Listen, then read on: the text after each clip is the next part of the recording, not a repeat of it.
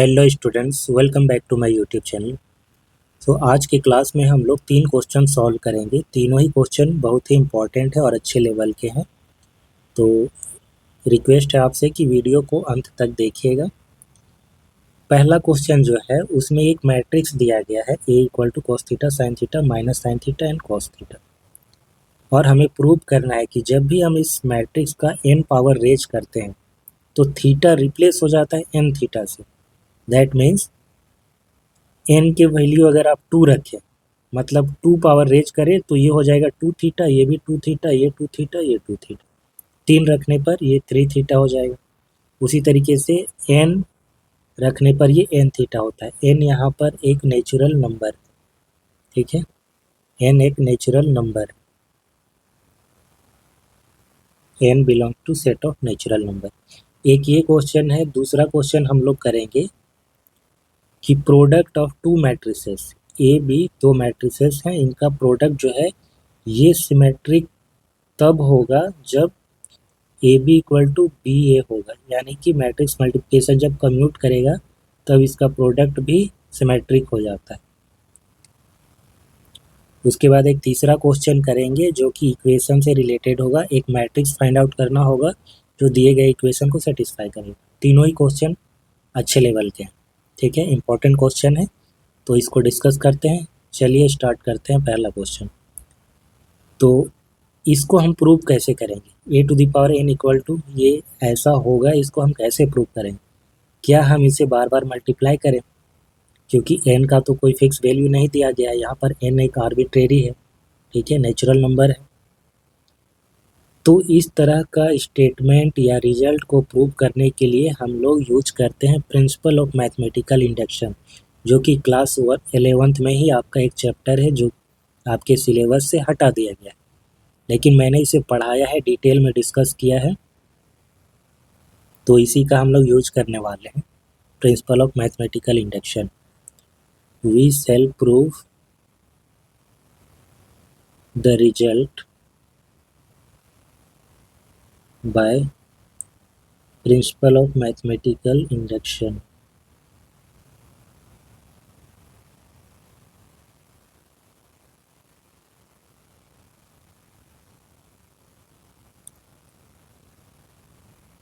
तो principle of mathematical induction में हम क्या करते हैं, जो रिजल्ट को हमको प्रूव करना होता है ना, हम उसे एक स्टेटमेंट मान लेते हैं और उस स्टेटमेंट को डिनोट करते हैं पी एम से, ठीक है। वी हैव, ये एक स्टेटमेंट है P M, if A equal to cos theta minus sine theta cos theta, then a to the power n equal to cos N theta sine M theta sine M theta और ये cos M theta, और n क्या है? Natural number. ये हमारा statement है। तो statement बनाने के बाद सबसे पहले हम लोग चेक करते हैं n इक्वल टू 1 के लिए। n इक्वल टू 1 के लिए ये ट्रू होता है, क्योंकि प्रूव करना है ये ट्रू ही होगा, ठीक है। तो n इक्वल टू 1 के लिए ट्रू होता है। इसके बाद हम n इक्वल टू के के लिए ट्रू मान लेते हैं, ठीक है। ये चीज़ होता है, ये होल्ड करता है, ये हम लोग एज्यूम करते हैं। उसके बाद नेक्स्ट n इक्वल टू के प्लस 1 के लिए हम लोग प्रूव करते हैं, और क्योंकि n यहाँ पर आर्बिट्रेरी है, नेचुरल नंबर है, आप इसको जितना भी बड़ा करते जाइए, एक एक ऐड करके नेक्स्ट आपको नेचुरल नंबर ही मिलेगा। तो k के लिए ट्रू है, k प्लस 1 के लिए हम लोग ट्रू दिखा दे रहे हैं। तो इससे ये प्रूव हो जाता है कि कोई भी नेचुरल नंबर आप रख दीजिए n का वैल्यू, ये हमेशा ट्रू होगा। यहीं पर ये प्रूफ हो जाता है। इसी को बोलते हैं principle of mathematical induction. So for n equal to 1, इसको हम लोग ऐसे लिखते हैं P1, ठीक है। अब a to the power 1, a to the power 1 raise करने का मतलब क्या है? जो मैट्रिक्स दिया गया है a वही रहेगा ना। मैट्रिक्स क्या है हमारा? Cos theta minus sine theta और ये कॉस थीटा। अब बताइए इसको इससे कंपेयर कीजिए, क्या ये होल्ड नहीं कर रहा है, ये सेटिस्फाई कर रहा है ना। एन का वैल्यू आप 1 इसमें रख देंगे तो ये 1 थीटा 1 थीटा 1 थीटा 1 थीटा होगा। ठीक है, हालांकि हम यहाँ पर 1 नहीं रखते, हम ये निकालें A to the power 1। A to the power 1 का मतलब क्या होगा, जो मैट्रिक्स है वही होगा। अब इसको जब इससे कंपेयर कर रहे हैं तो ये ट्रू है। ठीक है, ये स्टेटमेंट ट्रू है। The result is true for n equal to 1. Let the result is true for n equal to k. अब हम n equal to k के लिए ट्रू मान ले रहे हैं। अब अगर n equal to k के लिए ट्रू है तो a to the power k equal to क्या हो जाएगा, ट्रू है तो ये चीज़ होल्ड करना पड़ेगा ना, ये जो रिजल्ट है उसको सेटिस्फाई करना पड़ेगा।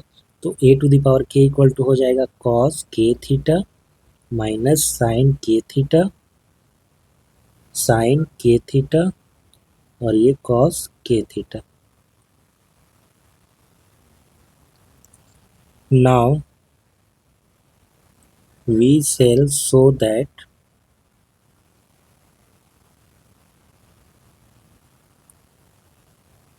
the result is also true for n equal to k plus 1। k plus 1 के लिए अब हम इसको ट्रू दिखाएंगे तो a to the power k plus 1 हमको निकालना है। a to the power k plus 1 को हम लिख सकते हैं a into A to the power k। a क्या है, cos theta minus sine theta and cos theta, ये हमारा मैट्रिक्स a है। और a to the power k just हमने अभी निकाला क्या, एज्यूम किया, तो cos k theta minus sine k theta sine k theta cos k theta. अब हम इनको मल्टीप्लाई करेंगे तो cos theta cos k theta minus of sine theta sine k theta minus sine theta cos k theta cos theta sine k theta. इसके बाद cos theta sine k theta plus sine theta cos k theta minus sine theta sine k theta plus cos theta और cos k theta. ये हमारा matrix आएगा multiply करने के बाद। अब यहाँ पर ट्राइग्नोमेट्रिक फार्मूला जो भी हम जानते हैं उसे अप्लाई करेंगे। ये क्या है, cos theta cos k theta minus sine k theta. तो cos a into cos b minus sine a into sine b equal to क्या होता है, cos a प्लस b, ये होता है। तो ये हो जाएगा cos theta plus k theta. उसके बाद अगर यहाँ से माइनस हम कॉमन ले लें, दोनों जगह माइनस है, तो ये क्या हो जाएगा, sine a into cos B plus cos A into sine B, और ये होता है हमारा साइन a प्लस बी के बराबर। So minus of sine theta plus k theta, ये हो गया। सिमिलरली कॉस ए, ऐसे पढ़िए इसको, sine A into cos B plus cos A into sine B. तो सेम चीज़ है, जो यहाँ पर हम अप्लाई कर रहे हैं सेम यहाँ पर अप्लाई होगा। यहाँ पर बस माइनस हमने कॉमन लिया था, तो ये भी हो जाएगा हमारा sine theta plus k theta. अब ये आते हैं यहाँ पर cos A into cos B minus sine A into sine B, ये होता है कॉस ए प्लस बी, तो cos theta plus k theta. Now cos k plus 1 theta common minus sine k plus 1 common, k plus 1 into theta common, sine k plus 1 times theta cos k+1 times theta. ठीक है, तो ये चीज़ आया। अब आप इस result से compare करेंगे, तो अगर हम n की जगह पर k+1 रखेंगे तो क्या आएगा, k+1 theta, k+1 theta, k+1 theta. तो इसको सेटिस्फाई कर रहा है ना, a⁴ k+1 हम लोग निकाले हैं, तो उसके अकॉर्डिंग ये सही आ रहा है। तो इसका मतलब है कि ये k+1 के लिए भी ट्रू है। This implies the result is true for n equal to k+1, hence by principle of mathematical induction the result is true for all natural number।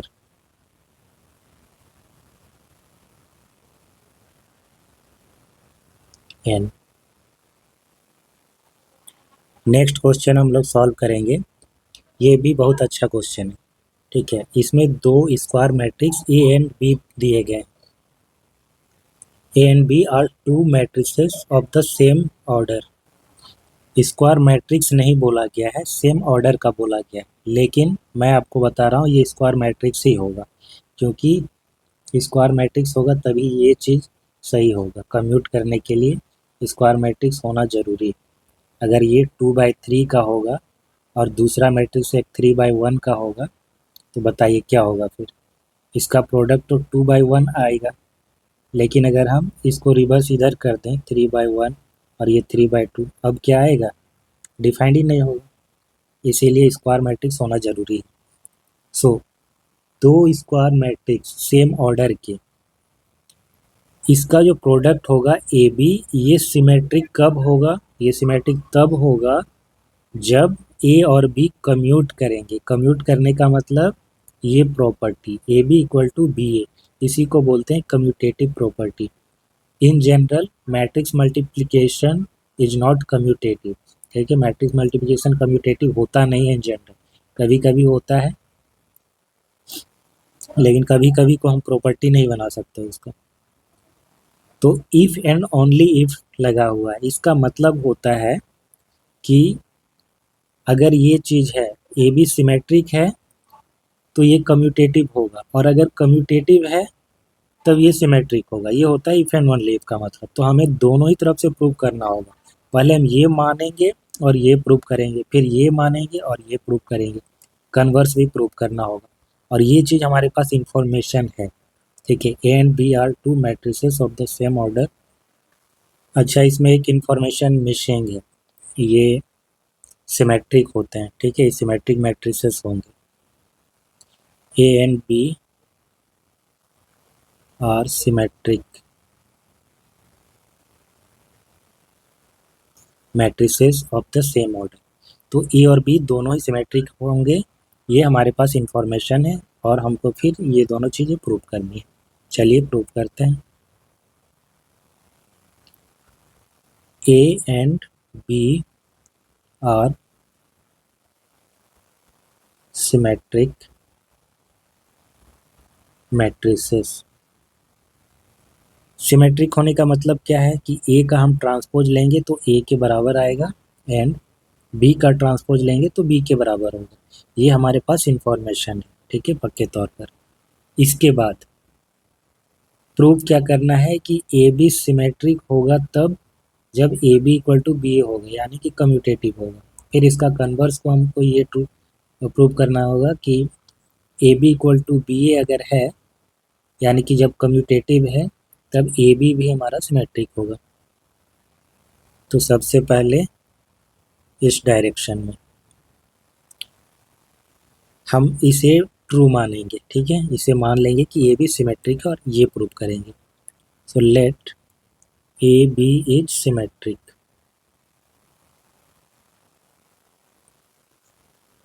Then we have to show that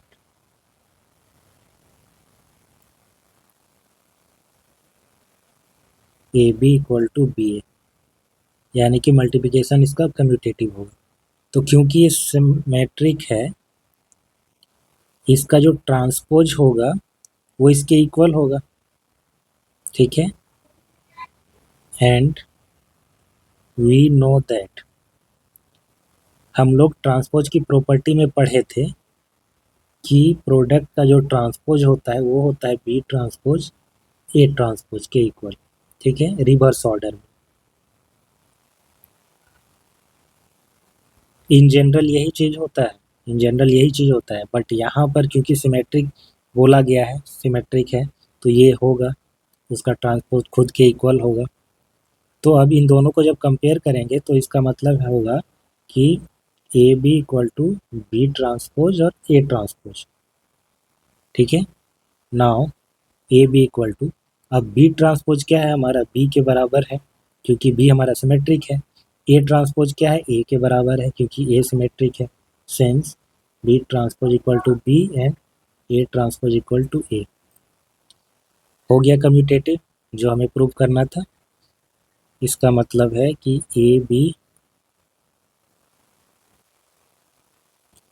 A and B कन्व्यूट।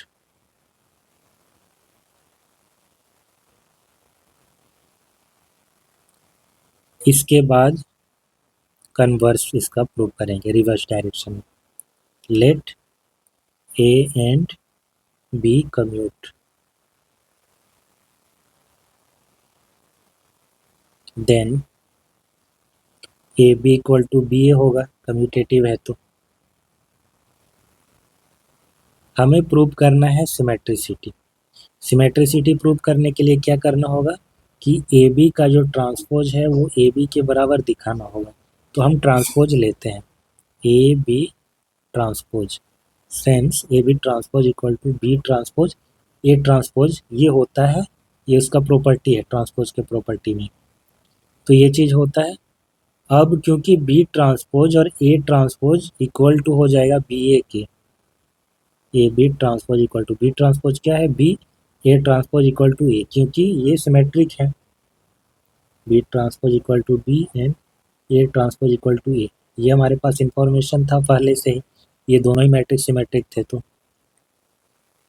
अब next में हम क्या करेंगे, A B transpose equal to B A equal to है A B, यहाँ से क्योंकि हमें इंफॉर्मेशन है रिवर्स डायरेक्शन में प्रूव करने के लिए हमने इसे माना कि ये कम्यूटेटिव है और हम इसको सिमेट्रिक दिखाना चाहते हैं। तो A B equal to B A है, तो बी ए को हम रिप्लेस कर सकते हैं ए बी से, since A and B commute, बस यही चीज़ तो हम चाह रहे थे ना, ए बी का ट्रांसपोज खुद ए बी के बराबर आ जाए, दैट मीन्स ए बी क्या है, सिमेट्रिक है, ए बी इज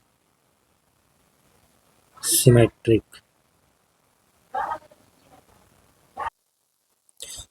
अगले क्वेश्चन पर चलते हैं, question number 28। Let A equal to 2 minus 1 3 4, b equal to this, c equal to this, find a matrix D such that CD minus AB equal to 0। सो हमारे पास तीन matrices दिए गए हैं और एक चौथा मैट्रिक्स हमको ऐसा फाइंड आउट करना है कि वो इस इक्वेशन को सेटिस्फाई करे। और यहाँ पर जो जीरो है ना, जीरो का मतलब ये जीरो मैट्रिक्स है। ठीक है, क्योंकि मैट्रिक्स का मल्टीप्लिकेशन करेंगे तो जीरो क्या आएगा, जीरो मैट्रिक्स आएगा, हमेशा एक मैट्रिक्स ही आएगा मैट्रिक्स मल्टीप्लिकेशन में। तो हम मान लेंगे डी को कोई मैट्रिक्स मान लेते हैं 2/2 का वेरिएबल के रिस्पेक्ट में। Let D equal to A B C D. ठीक है, यहाँ पर ए बी सी डी सब वेरिएबल्स हैं, सच दैट ये सेटिस्फाई कर रहा है हमारा C D minus A B equation को, और जीरो हमारा जीरो मैट्रिक्स है। नाउ सारे मैट्रिक्स को हम सब्स्टिट्यूट करते हैं इसमें, तो ये 2 3 5 8 मैट्रिक्स डी हमारा क्या है, A B C D minus matrix A दिया गया है 2 -1 3 4, मैट्रिक्स बी दिया गया है 5 7 2 4, और जीरो मैट्रिक्स 0 0 0 0। मल्टीप्लाई करेंगे अब हम, ये होगा 2a + 5c। 3a plus 8c, 2b plus 5d, 3b plus 8d minus, अब यहाँ पर मल्टीप्लाई करेंगे, 2 5 जा 10 -7, 10 -7 कितना हो जाएगा 3, 3 5 जा 15 एंड 4 7 जा 28, तो 15 - 28 -13, ठीक है। उसके बाद 2 2 जा 4 एंड -4 ये हो जाएगा 0, 3 2 जा 6 एंड 4 4 जा 16, तो ये -10। कुछ मिस्टेक्स हुआ है यहाँ पर, चलिए फिर से करते हैं। 2 5 जा 10 एंड -7 ये 3 आएगा, ठीक है। 3 5 जा 15 प्लस 28, ओके, प्लस होगा ना 8 5 43, ये 43 आएगा। नेक्स्ट में हम इसको मल्टीप्लाई करेंगे इसके साथ, तो 2 2 जा 4 एंड -4, तो ये 0 होगा। इसके बाद इसको हम करेंगे इसके साथ, तो 3 2 जा 6 एंड प्लस 4 4 जा 16, 22 इक्वल टू 0 0 0 0।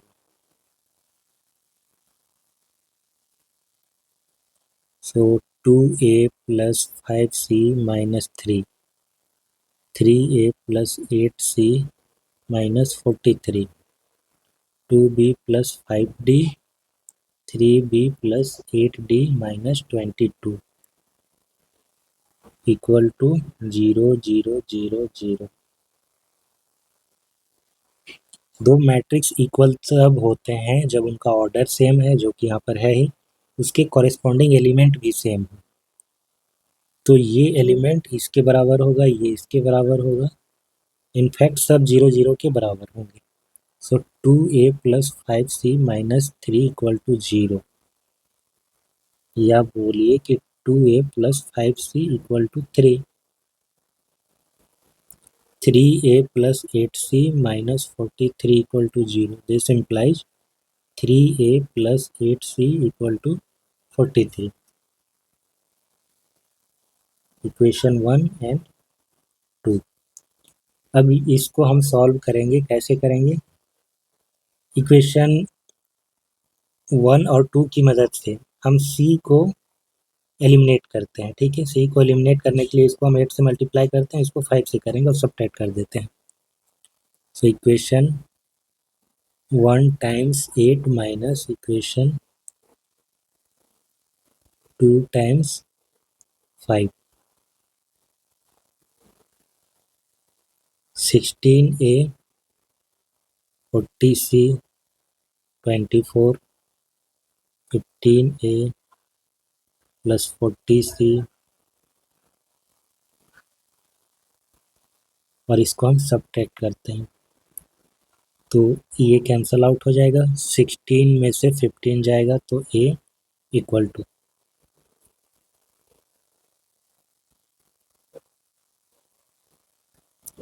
-191, ए का वैल्यू आया। अब किसी एक इक्वेशन में रख करके हम सी का वैल्यू निकाल लेते हैं। From 1, 2 times -191 plus 5c equal to 3, so c equal to 3 plus, इसको मल्टीप्लाई कर देते हैं, 2 1 जा 2, 2 9 जा 18, ये 382 और divided by 5,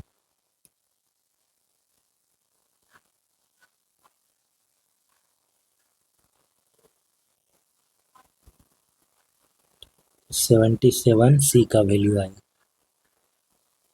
c equal to 77।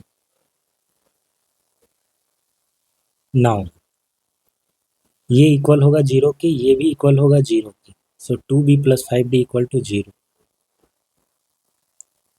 2b plus 5d equal to 0 and 3b plus 8d, 3b plus 8d equal to 22। इसको equation 3, इसको 4 मानते हैं, इसको मल्टीप्लाई करते हैं हम 8 से, इसको मल्टीप्लाई करते हैं 5 से। So 16b 40d equal to 0, 15b 40d equal to, अब सब्ट्रैक्ट करेंगे,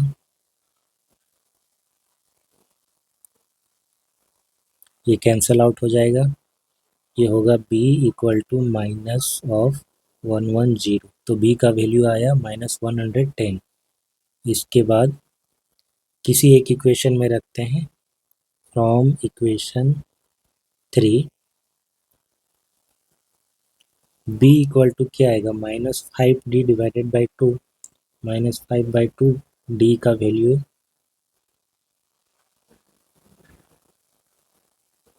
अच्छा b का वैल्यू है ना यार, d हमें निकालना है, d इक्वल टू -2b/5, ये होगा -2/5, b का वैल्यू है -110, सो 5 2 जा 10, 5 2 जा 10, d का वैल्यू कितना आएगा, 2 2 जा 4, 2 2 जा 4, 44 आएगा।